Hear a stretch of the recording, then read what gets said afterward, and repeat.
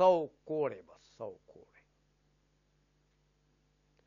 اس کے ساتھ کوئی قید منظور نہیں ہے۔ کسی قید کا ذکر ہے یہاں پر قرآن میں؟ جب کوئی قید نہیں ہے تو یہ مطلق ہے، تو مطلق جو ہے وہ اس کا اطلاق مطلوب شرعی ہوتا ہے، تو لہذا اس کو اپنے اطلاق پر رکھیں گے۔ لہذا مطلق 100 کوڑے یہ اس کی جزا ہے، کل جزا ہے، مطلق 100 کوڑے بغیر کسی اور قید کے۔ ایک سال کے لیے اس کو جلا وطن کریں یا جلا وطن نہ کریں، 100 کوڑے لگا دیے، قاضی نے اس کو 1 سال کے لیے جلا وطن بھی کر دیا تو تب بھی ٹھیک ہے، 100 کوڑے پائے گئے، نہیں کیا تب بھی 100 کوڑے پائے گئے، یہ آگے اس کی جزیات ہیں۔ تو مطلق کی علامت ہی یہی ہے کہ اس کے کسی بھی فرد کے اوپر اتیان ہو جائے، میں نے آپ کو بتایا ہے تو مطلق کے اوپر اتیان ہو جاتا ہے، خصوصیات سے بالکل مراد۔ ہاں، جتنی آپ اس کے ساتھ خصوصیات لگائیں گے تو ایک ایک فرد بنے گا، اس کا خصوصیت لگانے سے فرد بنے گا،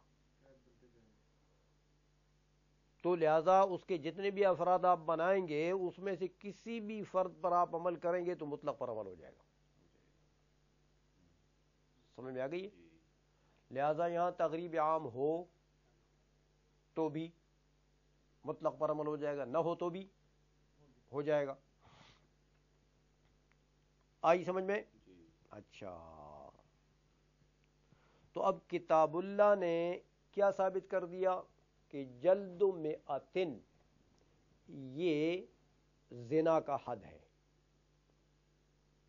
فجلدوا کل واحد یہ زنا کا حد ہے۔ حد کے معنی کیا ہوتے ہیں؟ عقوبت زاجرہ، عقوبت زاجرہ، ایسی عقوبت ہو جو دوسروں کو بھی تنبیہ دے دے کہ بھئی وہ جو بھی یہ کام کرے گا نا اس کا حال یہی ہوگا، ہاں، تو دوسروں کو بھی اس گناہ سے روکنے، اس میں زجر پایا جائے دوسروں کے لیے بھی۔ سمجھ میں آئیے؟ تو عقوبت زاجرہ ہے یہ، تو شریعت نے، قرآن نے عقوبت زاجرہ کس چیز کو ٹھہرایا؟ فجلدوا 100 جلدہ، اس 100 جلدتن کو کل عقوبت زاجرہ ٹھہرا دیا قرآن نے۔ آئی سمجھ میں؟ کتاب اللہ نے تو یہ کر دیا۔ اب حدیث شریف میں آتا ہے، دیکھیں آگے حدیث نقل کر رہے ہیں کہ حضور نے فرمایا کہ البکر بالبکر جلد 100 و تغریب عام، البکر بالبکر یعنی عقوبت زنا البکر بالبکر، عبارت ایسی ہے، عقوبت زنا البکر بالبکر، ہاں، اگر بکر بکر کے ساتھ زنا کرے تو اس کی عقوبت اور زجر کیا چیز ہے؟ عقوبت، ہاں، جلد 100 و تغریب عام، تو جلد 100 کے اوپر تغریب عام کا عطف ٹھہرا دیا، عطف ڈال دیا، تو واو آپ پڑھ چکے ہیں کہ جمع کے لیے آتا ہے، معطوف علیہ اور معطوف دونوں کو جمع کرتے ہیں، حکم ایک لگتا ہے دونوں پر۔ تو جلد 100 اور تغریب عام دونوں کو جمع کریں گے تو عقوبت کا حکم لگ جائے گا کہ یہ دونوں چیزیں عقوبت ہیں، یہ دونوں چیزیں۔ اچھا، تو حدیث میں تو یہ آیا کہ وہ جلد 100 جس کے ساتھ تغریب عام بھی ہو، وہ جزا ہے، وہ جزا ہے اور وہ عقوبت ہے اس کے لیے۔ اور قرآن میں کیا آیا کہ نہیں، مطلق جلد میں آتن، تغریب عامن کی کوئی بات نہیں ہے وہاں پر۔ اب آپ بتائیں کہ اگر آپ اس خبر واحد کو لے کر تغریب عام کو بھی اس کے ساتھ لگا دیتے ہیں کہ نہیں بھائی صرف جلد میں آتن جو ہے یہ عقوبت نہیں ہے، یہ اس کے لیے حد نہیں ہے، بلکہ تغریب عام کو لگائیں گے تو دونوں جمع ہوں گے تو جزا بنے گی، دونوں حد بنے گا، تو یہ آپ نے کتاب اللہ کے مطلق کو ختم کر دیا کہ نہیں ختم کر دیا؟ حدیث خبر واحد سے کتاب اللہ کے اطلاق کو رفع کر دیا، تو رفع اطلاق نام ہے کس کا؟ نسخ کا۔ تو خبر واحد سے کتاب اللہ کا نسخ جائز ہے، اس لیے ہم کہتے ہیں کہ جلد میں آتن یہ اس کے لیے مکمل حد ہے۔ مکمل حد کیا چیز ہے؟ تغریب عامن جو ہے یہ اس مطلق کے اندر داخل نہیں ہے، چاہے تغریب عامن ہو تب بھی، تغریب عامن نہ ہو تب بھی، دونوں صورتوں میں اس کی جزیات یہ دو ہیں، جلد میں اتن جو ہے یہ حد ہے، تغریب عامن ساتھ ہو یا نہ ہو۔ تو قرآن سے کیا چیز ثابت ہوئی؟ مطلق جلد میں اتن، کہ یہ حد ہے، یہ حد ہے۔ حدیث پر ہم عمل کریں گے لیکن اس طریقے سے کہ قرآن کے اطلاق کو نقصان نہ پہنچے۔ ہم کہتے ہیں یہ تغریب عام جو ہے 1 سال کے لیے جلاوطنی جو ہے یہ حد میں داخل نہیں ہے، حد وہی ہے جو قرآن نے بیان کیا۔ یہ تغریب عام جو ہے یہ قاضی اور مجسٹریٹ کی رائے پر ہے، اس کو سیاست کہتے ہیں۔ ہاں سمجھائیے، اس کو سیاست کہتے ہیں کہ بھائی قاضی اور مجسٹریٹ کی رائے پر ہے، وہ چاہے تو اس کو پتہ لگے کہ یہ تو بڑا خبیث آدمی ہے، یہ ادھر رہے گا تو یہ پھر زنا کرے گا، لہذا اس کو 1 سال کے لیے جلا وطن کر دو، اور وہ چاہے دیکھے کہ بندہ تو اچھا ہے، یہ غلطی اس سے ہو گئی ہے تو چلو اس کی سزا تو جلد میں آتن مل گئی اس کو، پھر انشاءاللہ یہ نہیں کرے گا۔ سمجھ آئیے؟ تو اگر یہ ادھر رہے بھی صحیح تو پھر یہ دوبارہ یہ کام نہیں کرے گا تو نہ دے۔ تو تغریب عامن جو حدیث میں آتا ہے اس کو حد کے اندر یا حد کی جز نہیں بنایا جا سکتا، ورنہ یہ زیادتی ہے کتاب اللہ پر، البتہ وہ امر سیاسی ہے، امر ہاں وہ مجسٹریٹ کی رائے پر وہ مسلم ہے، وہ اس کی مرضی، تغریب عامن لگائے کہ نہ لگائے۔ آئی سمجھ میں؟ تو حدیث جو ہے وہ سیاستاً حکم، جو سیاست پر ڈیپینڈ کرتا ہے حکم، ہاں وہ بتا رہی ہے۔ تو حدیث میں حکم سیاسی کا بیان ہے،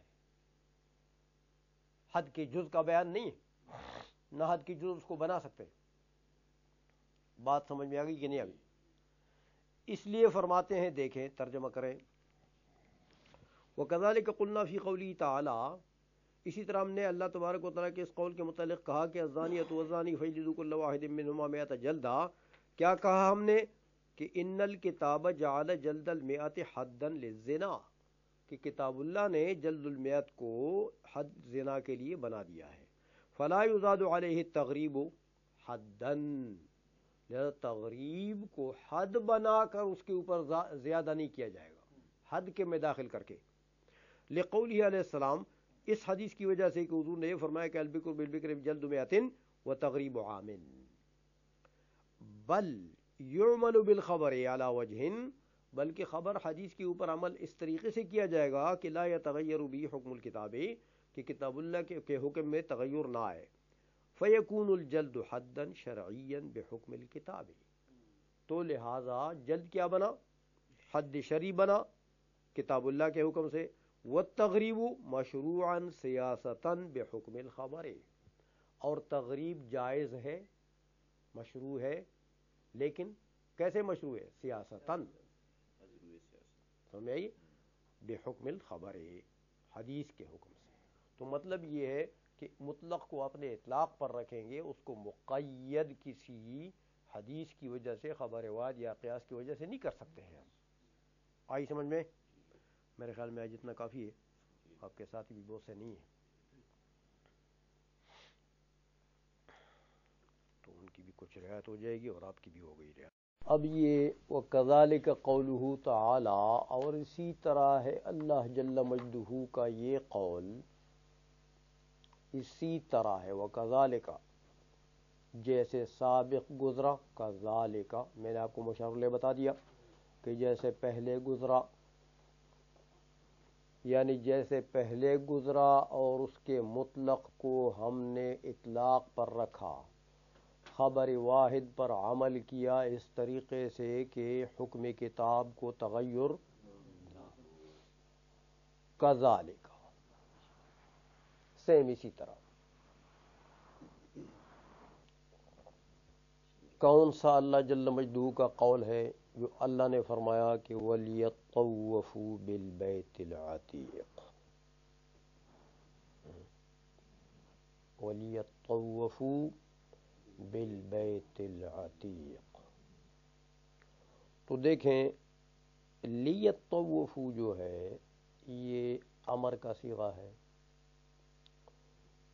وجوب کے لیے آتا ہے. وجوب اور فرض یاد رکھیں، فرض کے اوپر بھی واجب کا اطلاق ہوتا ہے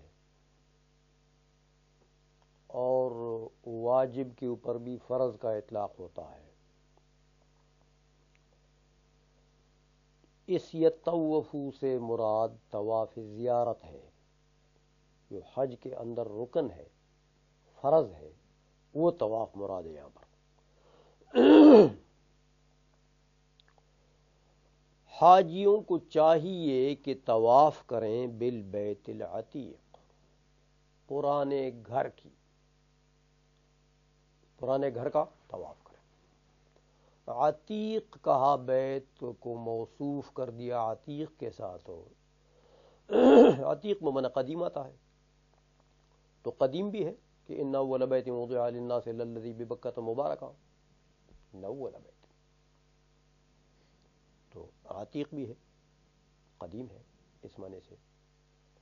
اور عتیق بمعنی آزاد بھی آتا ہے، معتوق. کتاب العتاق جو فقہ میں آتا ہے، غلاموں کو آزاد کرنا، لونڈیوں کو آزاد کرنا. تو عتیق بمعنی معتوق ہے، یہاں پر فاعل بمعنی مفعول ہے، آزاد کیا ہوا. اللہ تبارک و تعالیٰ نے اس اپنے گھر کو جبابرہ کے تسلط سے آزاد کیا ہوا ہے. کوئی جابر بھی اس کے اوپر تسلط، ہاں. چنانچہ ابرہہ نے چاہا تو کیا کر دیا اللہ نے اس کا، سمجھ میں آئی؟ اس لیے عتیق کہتے ہیں اس کو کہ جبابرہ کے تصرفات، تسلط سے اللہ تبارک و تعالیٰ نے اس گھر کو آزاد رکھے. جو عقیدت سے جاتا ہے، محبت سے جاتا ہے، اس کو برکتیں ملتی ہے وہاں پر. جو جبر و تسلط سے جاتا ہے، اللہ اس کو ذلیل کرتا ہے وہاں پر. سمجھ میں آئیے؟ تو اس کو اس لیے عتیق بھی کہتے ہیں. یہ معنی بھی ٹھیک ہے عتیق کا. تو بہرحال یہ حکم ہوا اللہ تبارک و تعالیٰ کی طرف سے کہ ان حاجیوں کو حج کے دوران یہ طواف کرنا چاہیے. یہ طواف ان کے اوپر فرض ہے. اب دیکھیں، طواف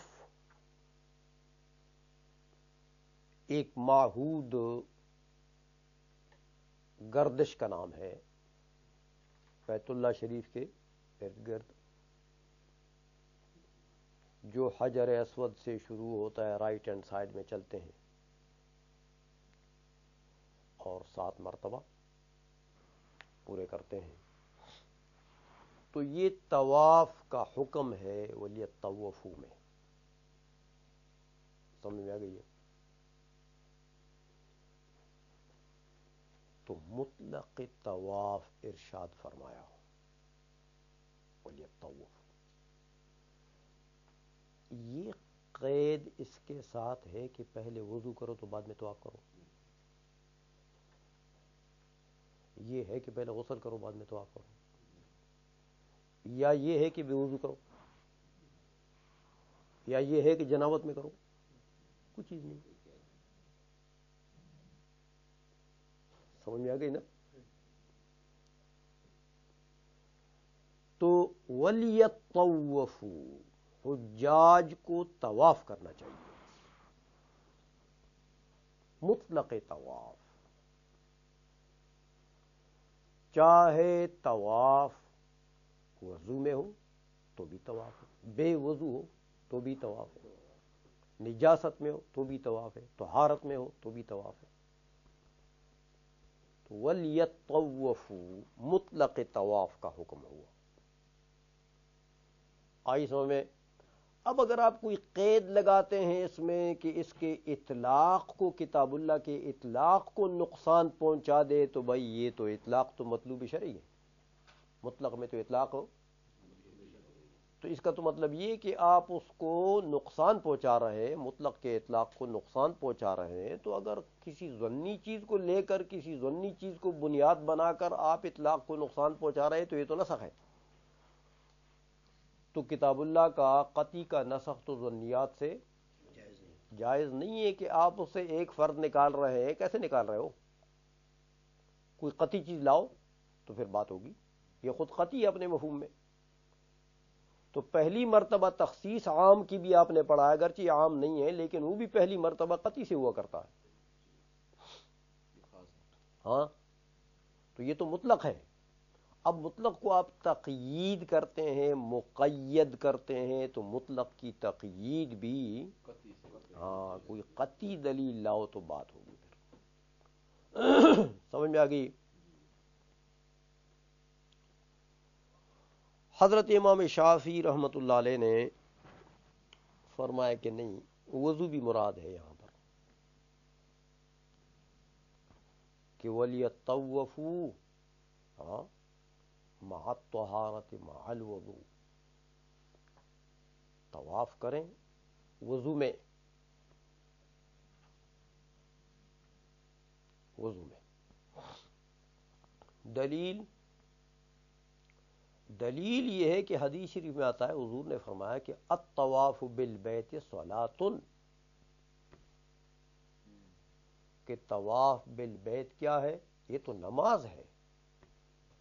الا مگر فرق یہ کہ اللہ جل مجدوں نے اس میں باتیں جائز قرار دی ہیں اور نماز کے اندر بات کرنا جائز نہیں.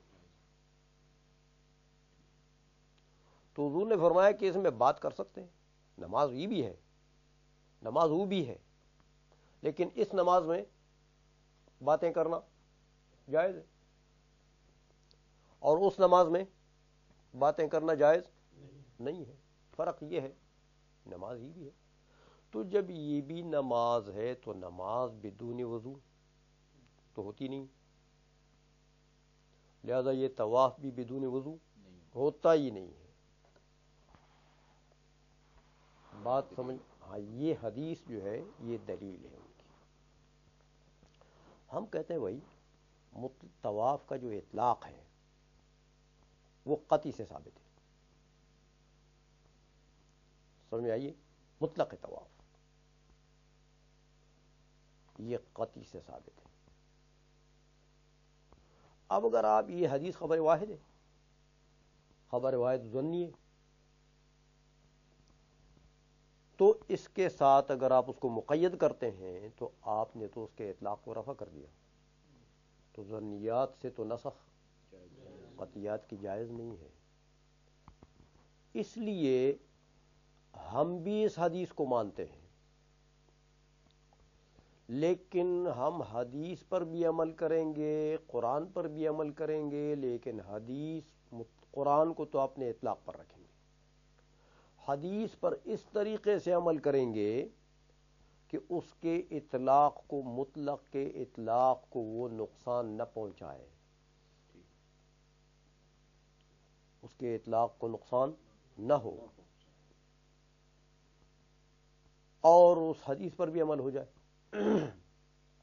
سمجھائیے، اس لیے ہم نے کہا کہ وَلْيَطَّوَّفُوا سے تو کیا ثابت ہو جائے گا؟ مطلق طواف کی فرضیت، کہ مطلق طواف فرض ہے حج میں۔ اچھا، باقی رہی حدیث، تو حدیث سے ہم کہتے ہیں کہ وضو کا وجوب ثابت ہو جائے گا، کہ اس طواف کے لیے وضو واجب ہے، طواف کے لیے وضو واجب ہے۔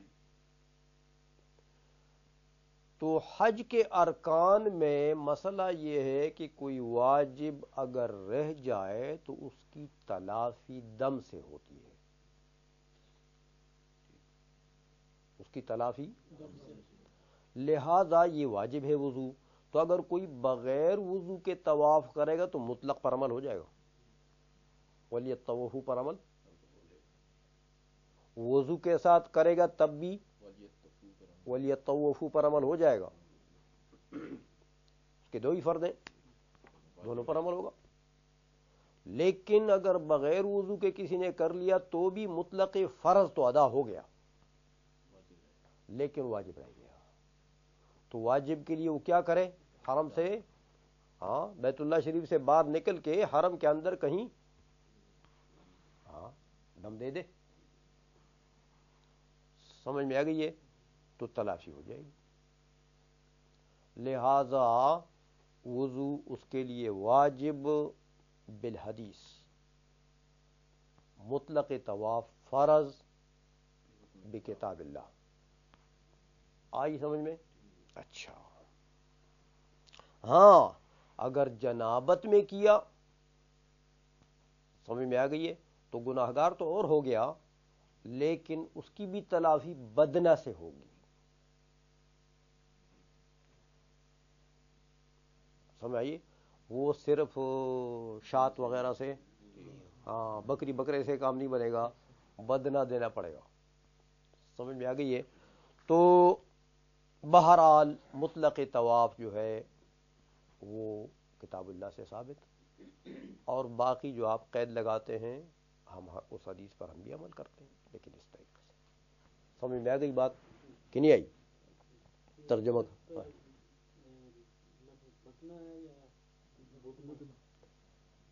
اصل میں زیادہ فصیح تو بدنا ہے کہ اس میں خفت ہے، اور بدنا یہ ضبط با پر پیش بھی جائز ہے، بدنا بولنا بھی جائز ہے، بدن،